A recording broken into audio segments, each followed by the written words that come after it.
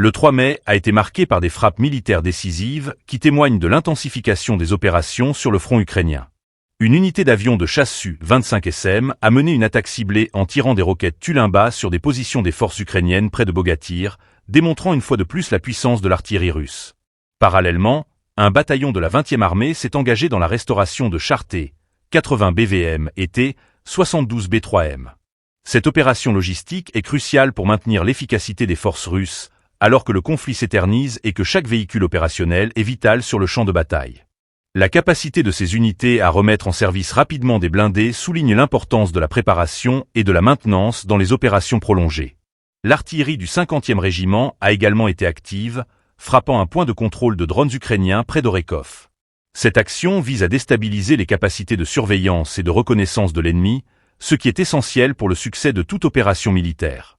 En neutralisant ces points stratégiques, les forces russes cherchent à réduire l'efficacité des mouvements ukrainiens sur le terrain. Dans un autre développement, un drone Forpost-Ru a réussi à détruire une Gvozdika ukrainienne à Maleya Ribitsa en utilisant des bombes KAB-20S. Cette utilisation de drones pour des frappes de précision illustre l'évolution de la guerre moderne, où la technologie joue un rôle central dans la détermination du succès ou de l'échec des opérations militaires. La capacité à frapper des cibles spécifiques tout en minimisant les pertes collatérales est un atout majeur dans le contexte actuel. Les hélicoptères FPV russes ont également été déployés, ciblant le matériel des forces armées ukrainiennes dans la direction de Krasnoarmeysk.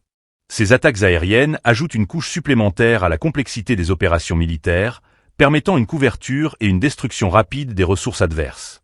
Les événements du 3 mai mettent en lumière non seulement la brutalité du conflit, mais également l'importance stratégique de chaque action menée sur le terrain.